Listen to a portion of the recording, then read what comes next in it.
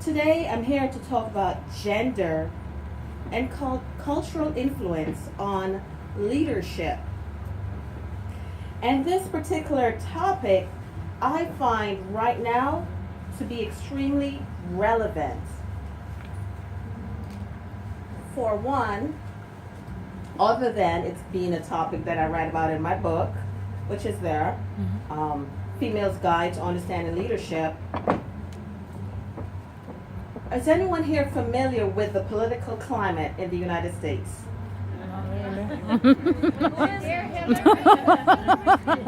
There's Hillary Clinton, and who's the other person? Trumpy. Donald Trump, right?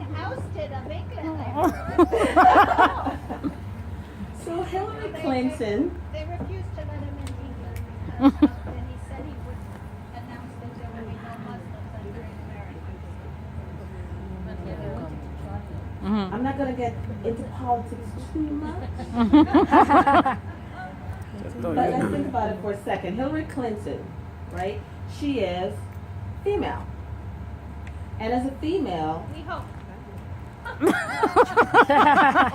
I'm going to say we know. Okay? She's a female. And as a female, people may not view her. And I've heard, well, we don't want any females running this country. I've heard the conversation. I had to debate this conversation. They don't see her as a leader, although she is in leadership positions. And let's look at Donald Trump. Donald Trump, a businessman that decided, hey, I am going to run for politics. However, his views are kind of shaky when it comes to immigration. The Great Wall of Mexico probably start going up soon if he comes into power. Muslims, somehow he feels his policy will curb terrorism, quote unquote. And his views are not necessarily making everyone comfortable, but then there are some that believe he will be a great leader because it will make America better. Hence my topic today, gender and culture. Influence on leadership. It's a topic today. It's an issue decades ago. And I'm not sure when it will change. What we have to do is to find a way to celebrate our diversity and debate our differences without fracturing our communities. I'm going to repeat that. What we have to do is to find a way to celebrate our diversity and debate our differences without fracturing our community. Hillary Clinton did not say this yesterday or the day before. This is something she said a few years back. Understanding the effect of gender and cultural differences on leadership is important in the modern environment, which I just mentioned to you. Individuals are increasingly expected to guide or lead groups and teams composed of individuals from both genders and many, many different cultures. Both gender and cultural influence leadership by shaping beliefs and expectations about the role of leaders in society and the way leaders should behave. In other words, people expect leaders to behave a certain way. An example, if I decided as a leader that I wanted to work with you hand in hand, some cultures you would not associate me as a leader. You probably think she's weak, she doesn't know what she's doing. In another culture, you go in and you say, you do this, you move this is my way, you'll listen because that's what leadership is about. I'm sure you know what's gender, correct? Mm-hmm. Yes? Or no? Yes. I think Okay, so. I'm gonna try this again. Do you know what's gender? Yeah. I think so. Okay, great. So you have female, and what's the other one? Now. Male. They boys, But they never grow up. there's But others that want to be identified as. Now this is a touchy topic. People don't want to address it, but guess what? We have to work with individuals who identify themselves as. A female identify herself as a male, and a male that might identify himself as a female.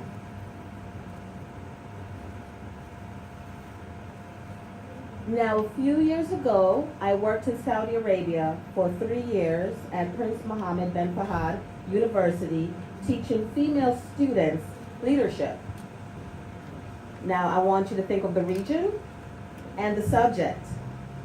And in every classroom I walk in, I want to get an understanding of the students. What do they believe of the subject matter? So my question is, may I have a name of a leader? Who do you consider to be a leader? And they raise their hands, all happy. They have names. King Muhammad, King Abdullah, and they went on. And if you know me, you can read my expression, what I'm thinking. And I'm waiting for someone to give me more than that. And I guess they kind of figured it out because someone raised their hand and said, Obama. And I smiled. Malcolm X. Martin Luther King. Okay, great class. Can you give me a name of a female, a woman leader? The class became quiet. And that's when I decided, okay, this research has to be done. Because obviously these students don't associate females as leaders. Mm. So with my help from my other colleagues, now remember, Saudi Arabia, we're separated. We have a woman campus and a female woman campus, and a male campus, 2 different campuses. So I contact my male colleague and ask for him to help me with the survey, get the survey together, the students on the male side. And I did that for the females. Now, what caught me off guard, or also my other colleagues, the results were the same. The girls agreed that they were better working in groups. The girls agreed, also the guys agreed that girls are more organized. However, the girls and the guys said, well, men are better leaders and men are better decision makers.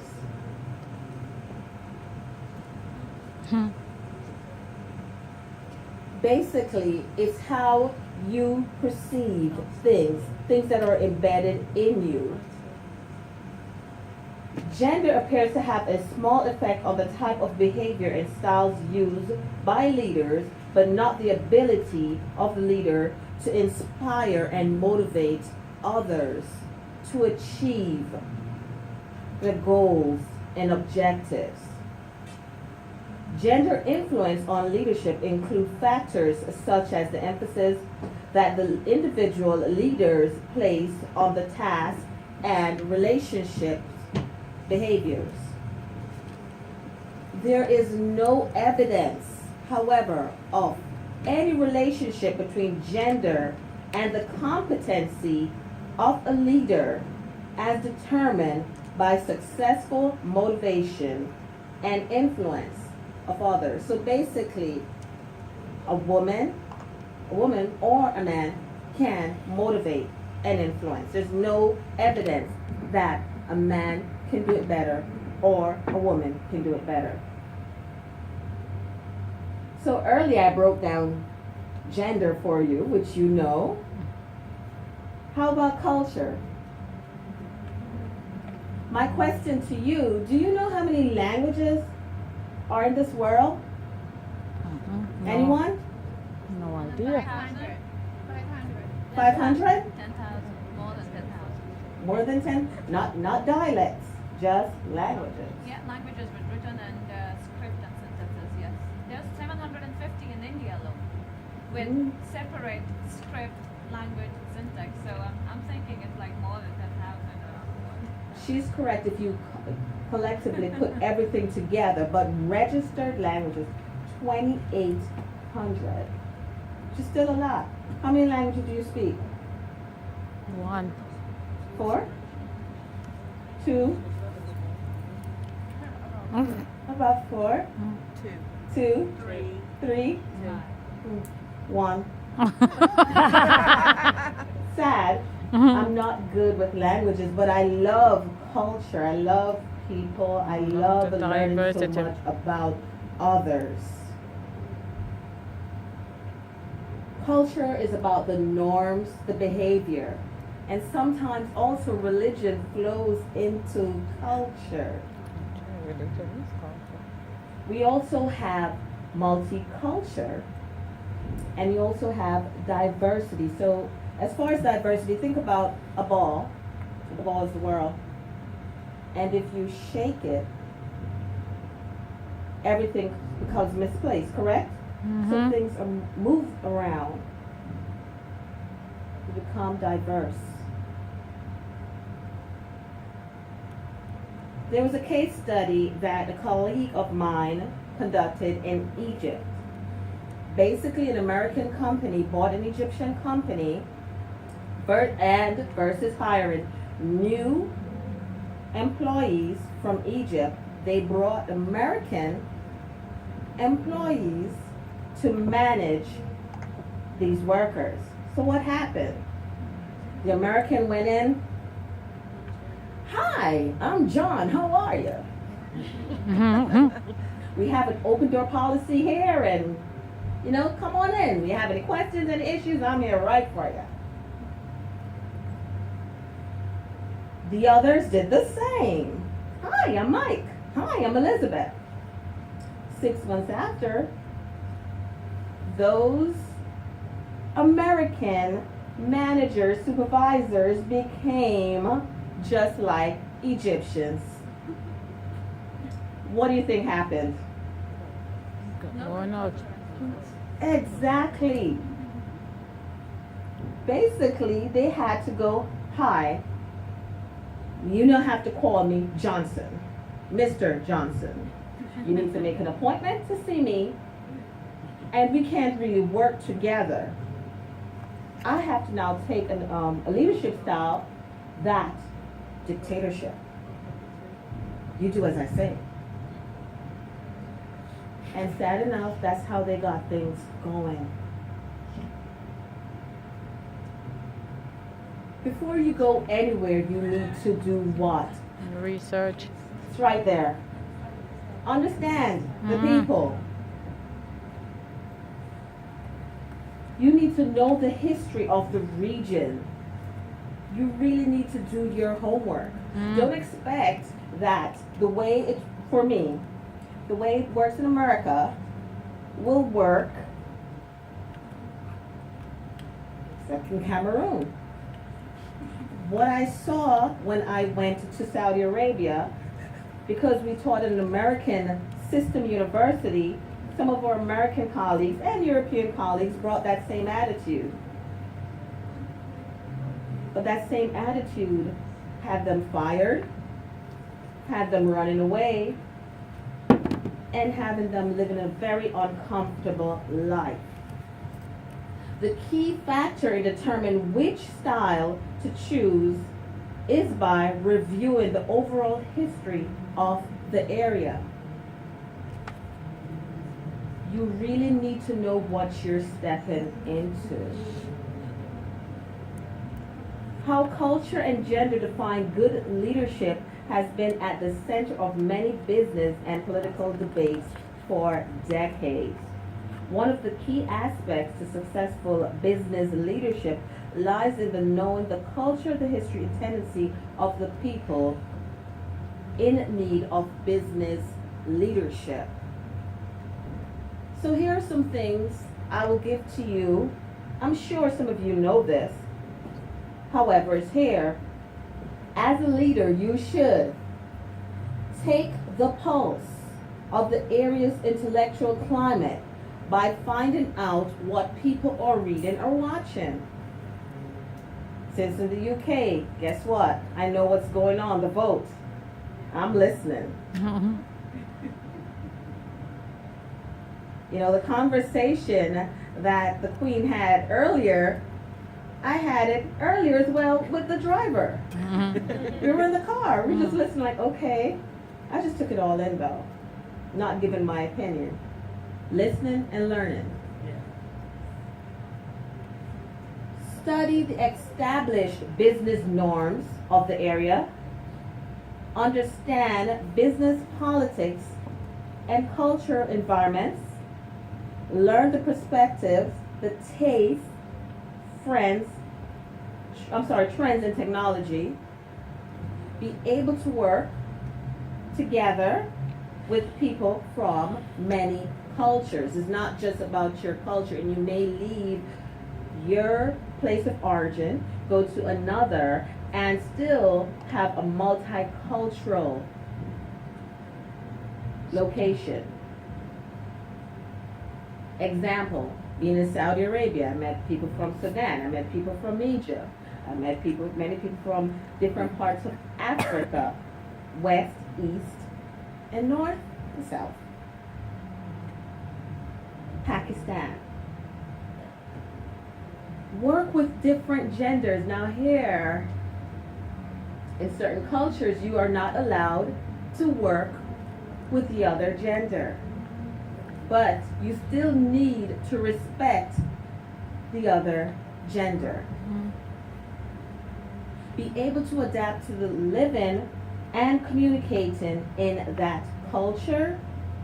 Learn to relate to people from other cultures from a position of equality rather than superiority. Don't believe because you're from Europe, because you're from the United States, because you're from Nigeria, I'm just putting that out there, that you are better when you step into another region.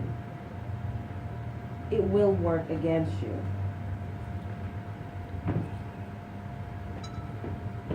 Now, I don't know if you really could see this, but this is a study. It's called a global theory. And what they basically did is cluster certain regions together. So you'll have the Anglo region. Can you see it? I'm not sure if you can. No. But you have different regions and they group them together. Eastern European, for example, the Latin Americans are supposed to be loyal and devoted to their families and similar groups. Anglo is supposed to be competitive and results oriented, pretty much UK, America, so forth. As far as it relates to the Middle East region, women are considered, the way they put it, because again, this is perspective to some, because some feel the women are treated fairly there, and the women are treated as princesses and queens. You from this side may not view it as such.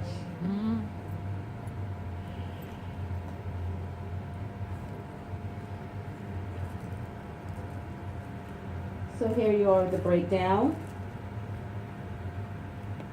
And with the Middle East, I'm going to go to the Middle East. It says women, they're devoted and loyal as far as a family to their own, and women are afforded less status. Sub-Saharan Africa, concerned and sensitive to others, and basically strong family values. So there are studies out there, if you decided to work somewhere else, move around, there are studies out there that really show you the beliefs of or the cultural behavior of another nation.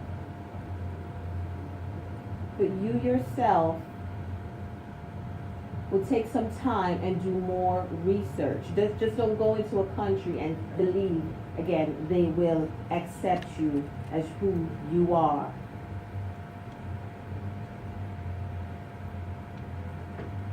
Some leadership attributes and behaviors are similar across cultures. Now, there are 2 recommended leadership styles that you should have in order for you to break ground somewhere. Charismatic and transformational leadership. Charismatic is more, I would describe maybe Obama, because that's how he's described. Now, we may not agree with his views. However, he has a way to break ground. Being friendly. I came to Liverpool and it was so friendly. Yes. And it caught me off guard. Because I live in Florida, but I have this New York kind of attitude. Yes, New York has an attitude. I don't really need to, hear what you have to say. I know my stuff. I'm a tough girl. I hold it down. And Liverpool, hi, how are you? And they want a hug. And I'm like, okay, we got a hug. Okay, something that I'm not really used to. But here, it's just in your face. And guess what? Am I going to go, Shauna, wait? No. I'm going to embrace you. Again, I am so happy and enlightened to be here. And I'm an author. Beyond author, I have an organization that we help international students to study in the United States, a nonprofit, 501c3. And also I have a test preparation center, basically prepping students to study in the United States as well. The first book that I wrote, The Pink Female's Guide to Understanding Leadership, and basically it was inspired from me living in Saudi Arabia. I really feel that women need an understanding on leadership, and not just in the boardroom, but in their community, in their lives. It's not overthrown and being, another gender. It's just owning your own. And the other book is for the younger population, those high school students. I love attention, so yes, like an addict, you have to admit. So if you want to know more about me, you can always contact me. There is my Twitter information, my Facebook information, and my website. Again, it was a privilege, and I hope that my experience opened your mind somewhat, and that you can move forward and do positive and embrace other genders and other cultures. Thank you.